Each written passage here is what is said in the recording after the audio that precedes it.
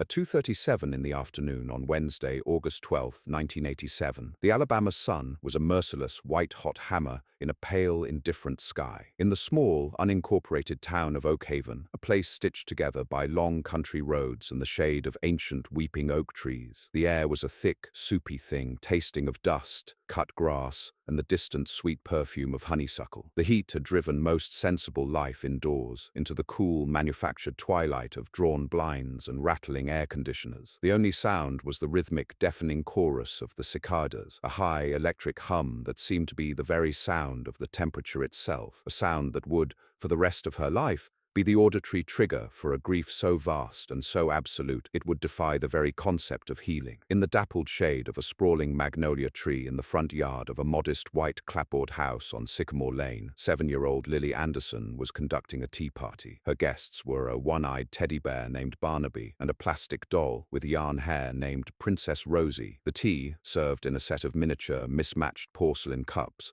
was muddy water, carefully decanted from a puddle left by the morning's brief, futile thunderstorm. Lily, a child with hair the color of spun corn silk and eyes the deep, thoughtful blue of a twilight sky, was a creature of profound and gentle imagination. Her world was a kingdom of small wonders, a place where dolls could speak, bears could offer sage advice, and the safety of her front yard was as absolute and as unbreachable as the walls of any fairy tale castle. The equilibrium of her life was a perfect, fragile thing, a terrarium of childhood innocence, incubated in the warmth of a loving family, and the perceived safety of a small southern town where everyone knew your name and no one locked their doors. Her mother, Carol Anderson, a former schoolteacher whose life was now a masterclass in domestic devotion, watched her from the kitchen window, a faint, fond smile on her lips as she wiped down the counter. The condensation from a pitcher of sweet tea left a perfect wet ring on the formica, a small, temporary mark on a world that felt permanent and unchanging. In 37 minutes, at precisely 3:15, the dissonant looping jingle of Mr. Teddy's ice cream truck would drift down the long,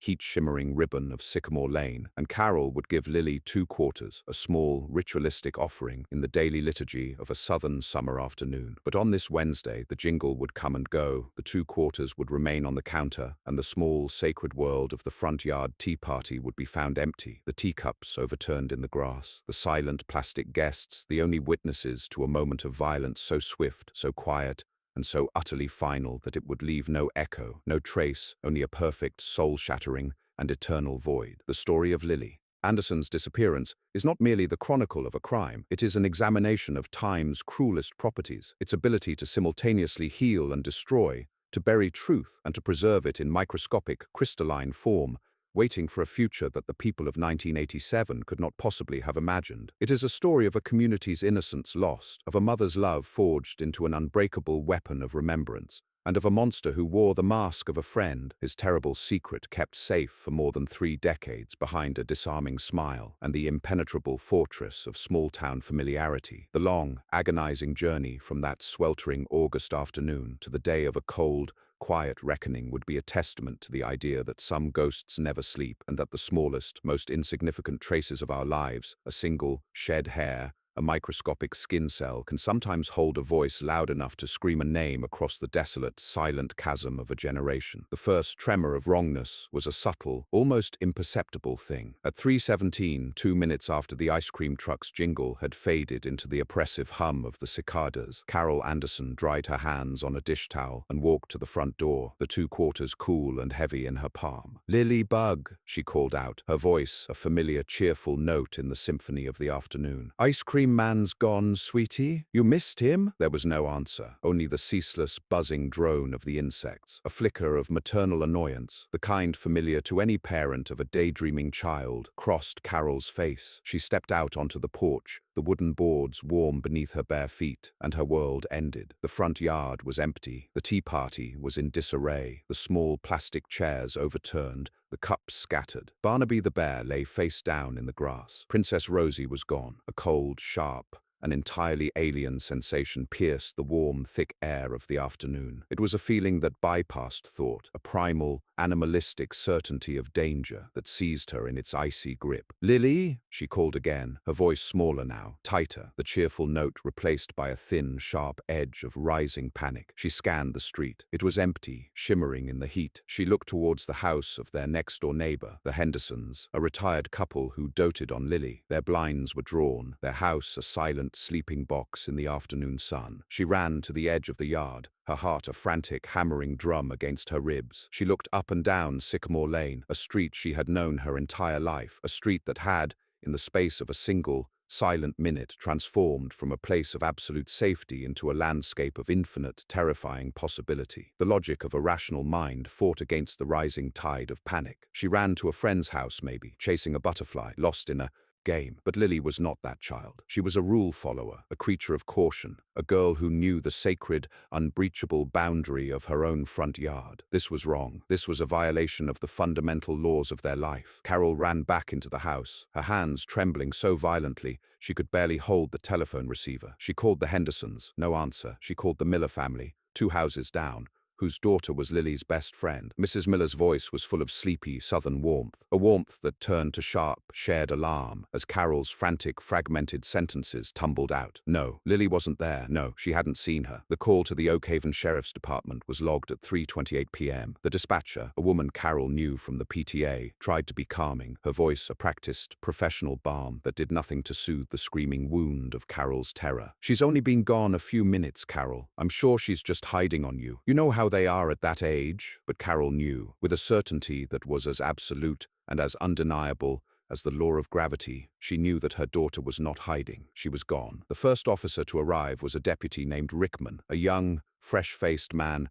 who still had the impossibly crisp creases in his uniform of a rookie. He was polite, he was professional, but he carried with him the same maddeningly calm assumption that this was a child who had wandered off, a minor domestic incident that would be resolved by supper time. He took down the description. Lily Anderson, 7 years old, last seen wearing a yellow sundress with blue flowers, her blonde hair in 2 pigtails tied with matching blue ribbons. A portrait of summer innocence, a description that now felt like an epitaph. As the afternoon began its slow, inexorable slide towards evening, the calm began to break. More deputies arrived. The initial cursory search of the yard and the immediate neighborhood was expanded. Neighbors, drawn from their air-conditioned homes by the sight of the flashing lights, began to gather in the street, their faces a mixture of concern and a kind of thrilling, vicarious fear. The bubble of Oakhaven's perceived safety had been punctured, and the cold, terrifying reality of the outside world was beginning to leak in. Sheriff John Harding arrived on the scene just as the sun was beginning to dip below the tree line, painting the sky in lurid streaks of orange and purple. Harding was a man in his late 50s, a fixture in Oakhaven, a man who had built his career on a foundation of common sense,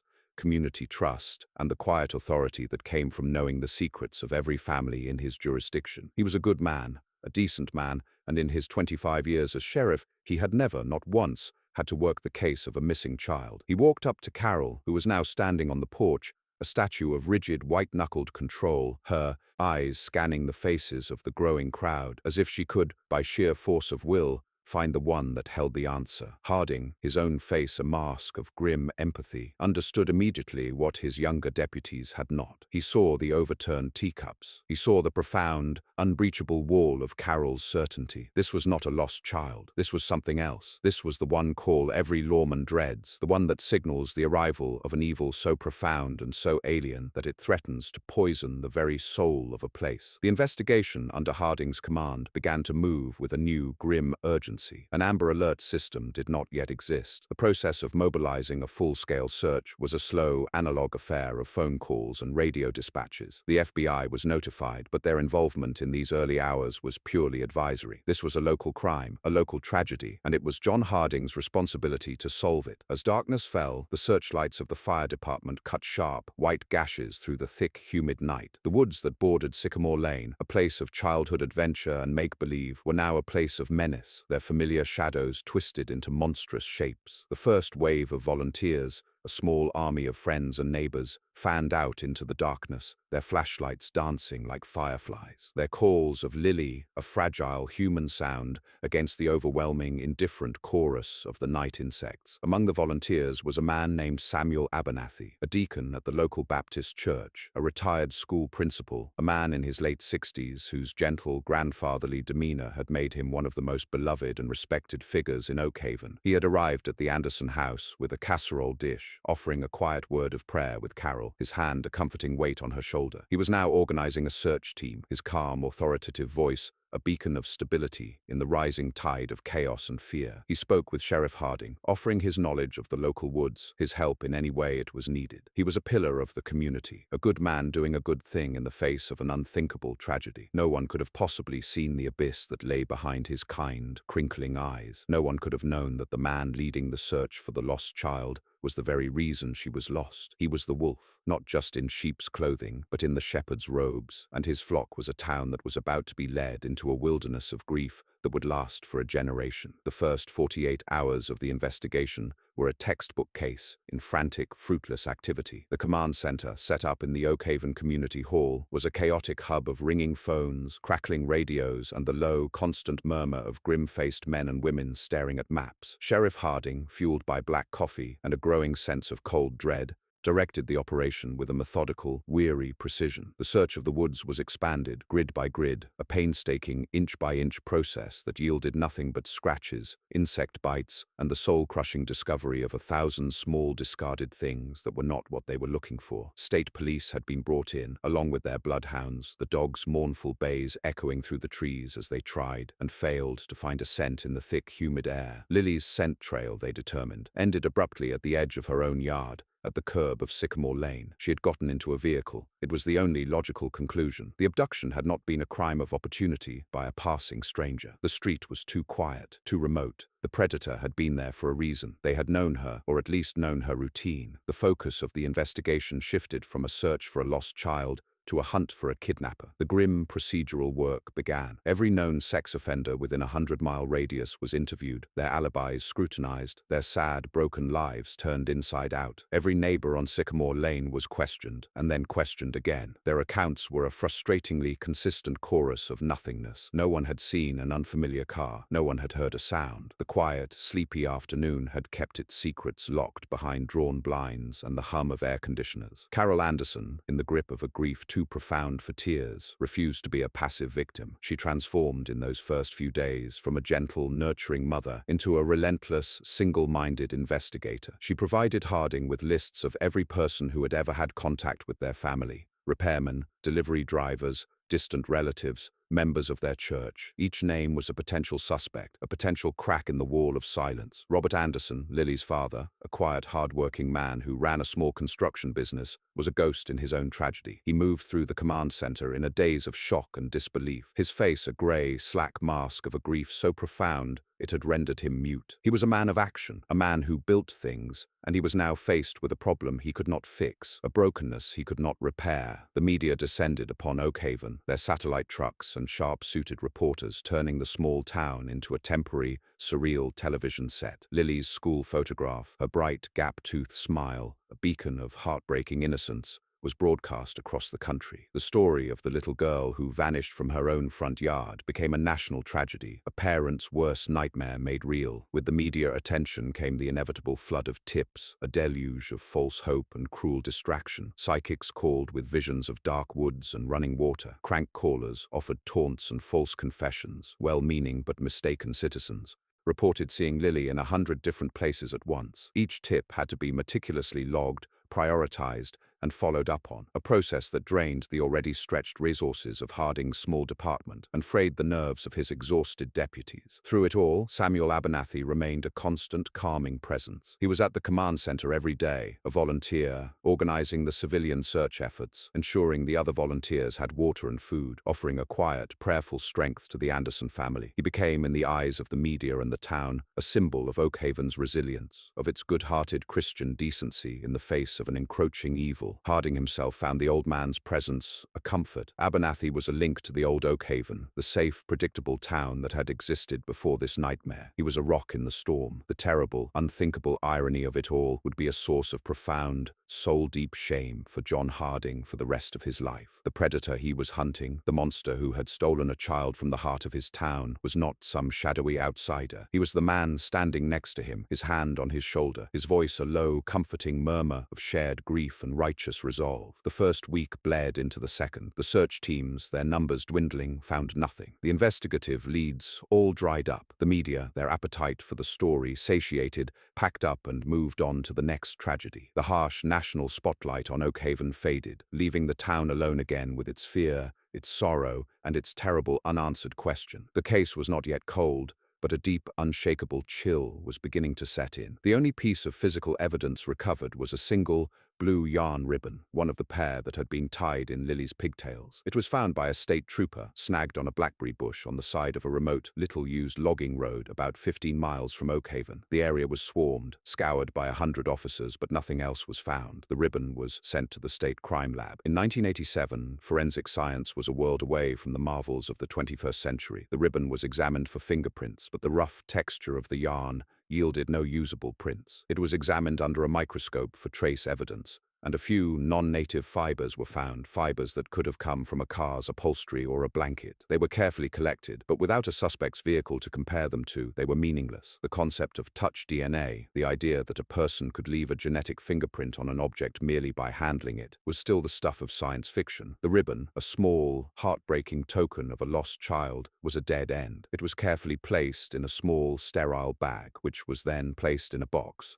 that would sit on a shelf in an evidence locker for 31 years, its secrets held in a silent, patient, and microscopic suspension. The slow, inexorable transition from an active investigation to a cold case is not a sudden event, but a gradual, soul-crushing process of attrition. It is a process marked not by dramatic breakthroughs, but by the quiet, steady accumulation of silence. For the Anderson family, this process was a form of psychological torture, a life sentence in a prison of uncertainty. Their home on Sycamore Lane, once a place of light and laughter, became a mausoleum. Lily's room was kept exactly as she had left it, the dolls on her bed, the drawings on her wall, a perfect, heartbreaking time capsule of a childhood that had been violently frozen in time. Carol Anderson's war did not end when the search parties went home. It simply changed battlefields. She became a warrior of the archive, a soldier of the telephone. She spent her days writing letters to politicians, to television shows, to anyone she thought could help keep her daughter's story alive. She became an expert in the grim world of missing children, her grief a fuel that burned away any capacity for her own personal peace. She was a mother,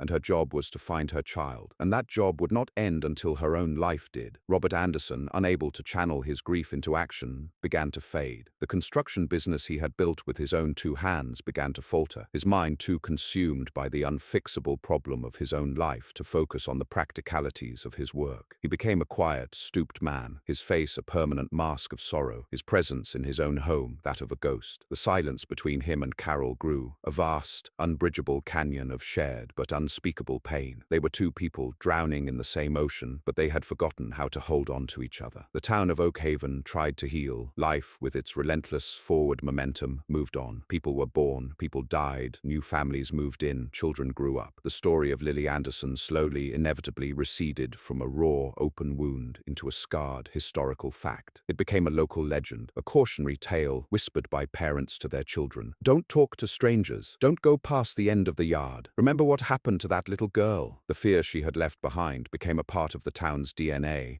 a permanent, subtle change in its character. Sheriff Harding, haunted by the smiling, gap-toothed face of the girl on the missing poster, never let the case go. Long after the official investigation had been scaled down, he would spend his own time, his nights and his weekends, rereading the files, re-interviewing the old witnesses, chasing down the faintest, most improbable of leads. He kept a photo of Lily on his desk, a constant, silent reminder of his one great professional failure. The case became his personal albatross, a weight that he would carry with him into a weary, joyless retirement. Every year, on August 12th, Carol would place a small bouquet of yellow flowers at the base of the magnolia tree in her front yard. And every year, Samuel Abernathy, the kind, compassionate church deacon, would stop by. He would bring a pie, or a covered dish. He would offer a quiet word of scripture, a prayer for comfort. He would stand with Carol for a few moments in the shade of the tree, his head bowed, his face a perfect, convincing mask of shared sorrow. His annual visit was a ritual of monstrous, breathtaking audacity. He was returning to the scene of the crime, not out of guilt,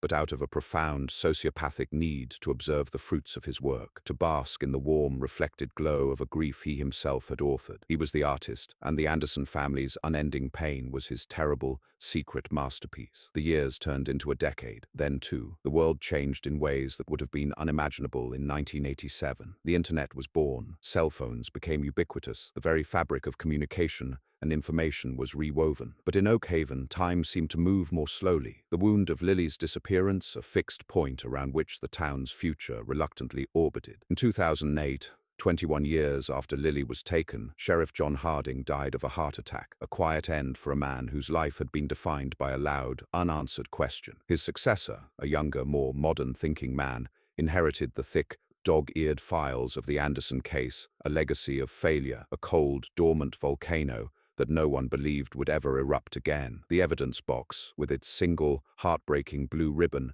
remained in its climate-controlled crypt, a silent, forgotten relic. The microscopic fibers, the invisible genetic signature of the killer, were still there, still waiting. The science that could give them a voice was no longer science fiction. DNA technology had made quantum leaps. The National CODIS database was now a powerful tool, responsible for solving thousands of crimes. But for the Anderson case, it was a tool without a key. In the late 1990s, a small, degraded sample of what was believed to be saliva was found on the ribbon, and from it, a partial male DNA profile was painstakingly developed. But when that profile was run through CODIS, there was no match. The killer, the man who had driven away with Lily Anderson, had either never been caught for another crime, or he had died, taking his secret with him to the grave. For Carol, who had followed the development of DNA technology with a fierce, desperate hope, the news of the failed CODIS search was a particularly cruel blow. Science, the great modern oracle, had spoken, and it had offered only silence. But her resolve, a thing that seemed to be forged of a material stronger than steel, did not shatter. If the answer was not in a database, it was still out there, somewhere, locked in the mind of a single person, and she would not stop looking for him. She became a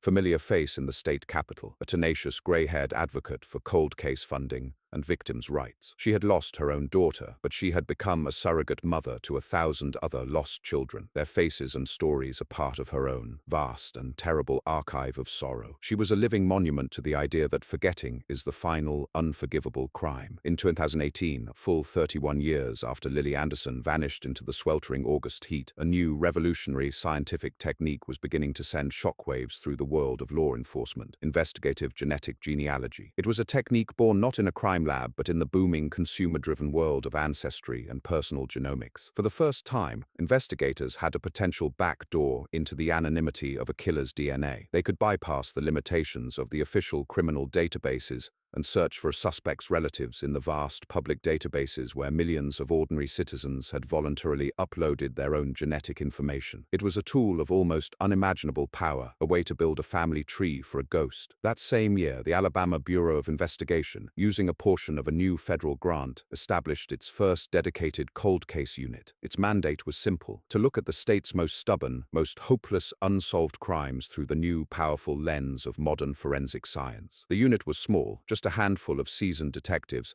and one civilian analyst, a brilliant, obsessive young woman named Dr. Evelyn Reed. Reed was not a cop. She was a geneticist and a genealogist, a new breed of crime fighter whose weapons were not a gun and a badge, but a laptop and an encyclopedic knowledge of historical records. She was a detective of the bloodline, a hunter who tracked her quarry not through the streets, but through the vast, complex and branching river of the human genome. One of the first files to land on her desk was the Anderson case. It was a legend in Alabama law enforcement, a case study in investigative frustration, a thick, cold, and heavy tomb of a file. For Evelyn Reed, it was not a dead end. It was a puzzle of the highest order, a puzzle she believed with a cool, scientific certainty that she could solve. The first step was to retest the evidence. The blue ribbon, which had been sitting in its evidence bag for over 3 decades, was sent to a specialized private lab in Virginia, one of the few labs in the country that could perform the delicate, complex sequencing required for genealogical analysis. The hope was that they could extract a full DNA profile from the degraded sample a profile robust enough to be compared against the public databases. It was a gamble. The sample was old, it was small, the chances of success were slim. While they waited, Evelyn Reed made the long, quiet drive to Oakhaven. She met with Carol Anderson, a woman now in her early 70s, her body frail, but her eyes still burning with the same unextinguishable fire. Reed, who had prepared herself for a difficult emotional meeting with a grieving mother, found instead a peer. Carol laid out her own 30-year investigation, her timelines, her theories, her meticulous notes on every person who had ever lived on Sycamore Lane. The two women, separated by a generation but united by a single, powerful purpose, formed an instant, unspoken partnership. Reed saw in Carol the human heart of the cold data she worked with every day, and Carol saw in Reed the one thing she had not allowed herself to feel in 31 years, a flicker, however faint, of genuine scientific hope. The email from the lab arrived on a cool, crisp morning in the fall of 2019. The subject line was simply the case number. Evelyn Reed opened it, her breath held tight in her chest. Success. The lab had worked a miracle. They had generated a full, high-quality DNA profile. The ghost who had haunted Oakhaven for a generation finally had a genetic fingerprint. The hunt had begun. The profile was uploaded to GEDmatch, a public open-source database. And for 2 long, agonizing weeks, there was silence. The killer, it seemed, was as anonymous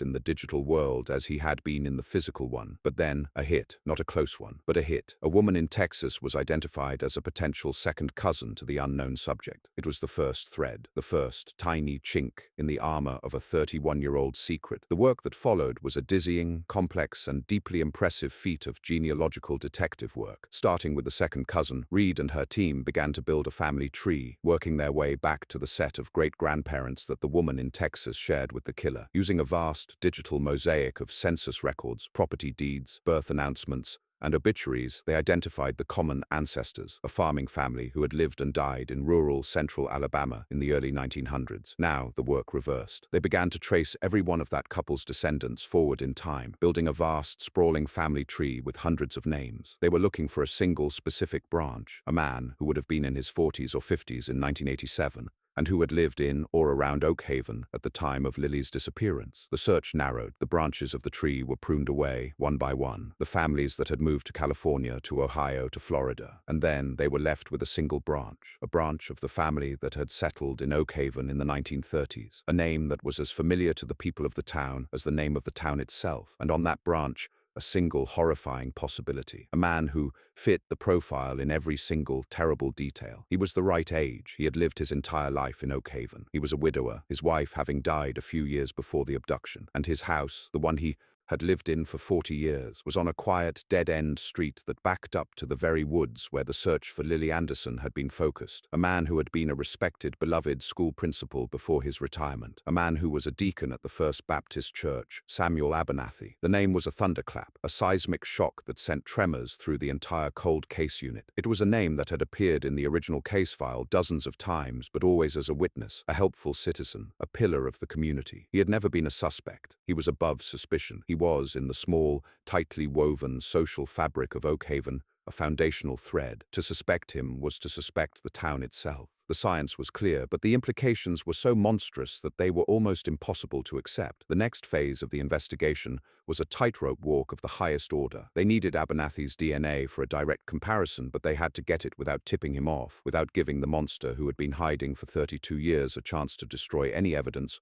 or worse, to take his own life and his secrets with him. A covert surveillance team was dispatched to Oakhaven. For a week, they watched the now 91-year-old man. His life was a quiet, predictable, and lonely routine. A daily walk to the post office, a weekly trip to the grocery store, a Sunday service at the church where he was still a revered elder. He was a frail, stooped old man, a picture of harmless antiquity. It was a terrifying testament to the monster's self-control, to his ability to live a perfectly normal life with a secret of such profound, soul-destroying darkness locked away inside him. The opportunity came on a Tuesday. Abernathy, after his trip to the grocery store, had stopped at the town diner for a cup of coffee. The surveillance team watched him through the window as he sat at the counter, stirring his coffee, making small talk with the waitress. He finished his coffee, left a $1 tip, and walked out. A female agent who had been sitting in a nearby booth moved to the counter. As the waitress cleared the cup, the agent, feigning a stumble, bumped into her, knocking the used cup and saucer into a small plastic-lined trash can she was carrying. In the ensuing confusion of apologies, the agent walked away with the trash can. It was a perfectly executed, almost cinematic piece of fieldwork. The cup was rushed to the state lab. The saliva on its rim was swabbed. The DNA was extracted. And then the wait. A final, agonizing 48 hours. The call came on a Thursday. Evelyn Reed was in her office. The family tree of Samuel Abernathy spread across her desk, a terrible roadmap of a poisoned bloodline. The voice of the lab director was steady, professional, but underpinned with a note of profound,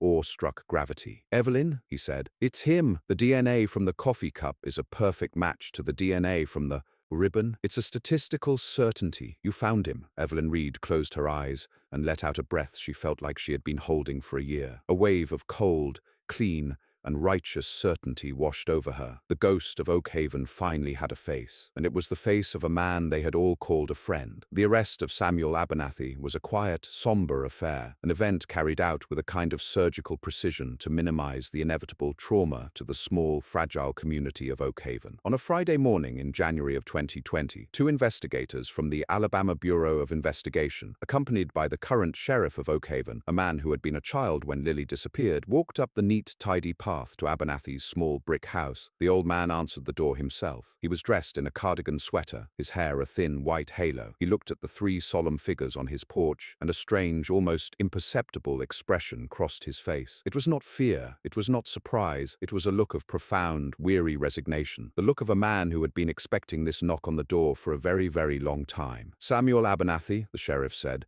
his voice thick with a sorrow and a disgust he could not hide. "You are under arrest for the kidnapping and murder of Lily Anderson." Abernathy simply nodded, a small, almost polite gesture. "I understand," he said, his voice a dry, reedy whisper. He turned and placed his frail, liver-spotted hands behind his back, offering no resistance as the handcuffs were clicked into place. The long, terrible, and secret war of his life was finally over. The interrogation was short. Abernathy, his mind still sharp despite his age, waived his right to an attorney. He sat in the stark, bright interview room, and he confessed. His voice was a monotone, a flat, emotionless recitation of the facts. He told them he had been watching Lily for weeks. He had felt a compulsion, a dark, intrusive thought that had grown from a whisper to a roar. On that August afternoon, he had parked his car, a nondescript brown sedan, at the end of Sycamore Lane, and waited. He had called her name. She knew him. He was Mr. Abernathy, the nice man from church. He had told her he had a lost puppy in his car and needed her help. She was a kind, gentle child. She had wanted to help the puppy. She had gotten into the car. He drove her to an old, abandoned fishing cabin he knew of, deep in the Talladega National Forest. He told the investigators what he had done there, the details of his crime delivered with a chilling,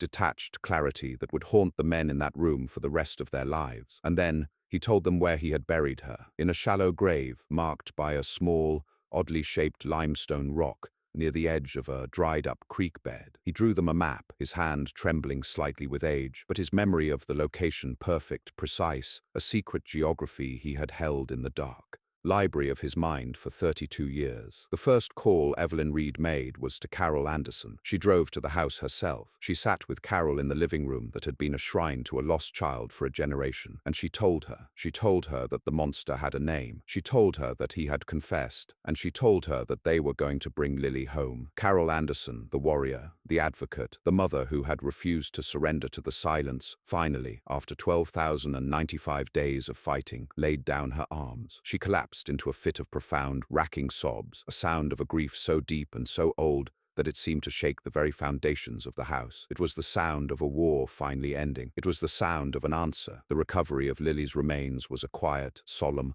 and almost sacred affair. A team of forensic archaeologists followed the monster's map into the deep woods. They found the dried-up creek bed, they found the strange limestone rock, and they found her, a small, fragile collection of bones, a testament to a life that had been stolen before it had barely begun. With the bones, they found a small plastic doll, its yarn hair faded, its plastic body brittle with age. Princess Rosie had been found. She had stayed with her friend until the very end. The funeral for Lily Anderson was held on a cool, bright spring day. The entire town of Oakhaven came, a community shattered and then reformed by a single terrible secret. They came to mourn the little girl they had all lost, and they came to mourn their own lost innocence. Carol Anderson, a small, stooped woman in a black dress, stood by the small white casket, her hand resting on the polished wood. Her long, terrible, and lonely vigil was over. There would be no closure, not in the way the self-help books described it. There would only be the quiet, desolate peace of a final, terrible certainty. Samuel Abernathy died in prison a few months later, before his trial could begin. He died of natural causes, a quiet, anticlimactic end for a man whose life had been a symphony of secret, monstrous evil. He took the ultimate answer, the why, with him to the grave, leaving behind only the brutal, inexplicable fact of what he had done. The story of Lily Anderson is a dark and tragic chapter in the annals of American crime, but it is also a story of a profound, enduring light, the light of a mother's unwavering love, the light of a detective's dogged, generational pursuit of justice, and the bright, cold, and irrefutable light of science, a light that can reach into the deepest, darkest corners of the past and pull a long-buried truth into the present. In the Oakhaven cemetery, a new small headstone sits next to the weathered stones of the town's founding families. It reads, "Lily Anderson, found at last." Her story, once a question mark, is now a period. The case file is closed. The cicadas still sing in the hot Alabama summer. But their song now carries a different note, a note of remembrance, a note of a justice, long delayed, but finally, terribly delivered. The pursuit of truth for the voiceless is a journey that often spans decades, fueled by the dedication of a few who refuse to let a story end with a question. By supporting the work of these investigators and the science that guides them, we ensure that more of these long, silent stories get to speak their name. For more chronicles of memory, science, and the unyielding fight for justice, we invite you to subscribe and to help us remember.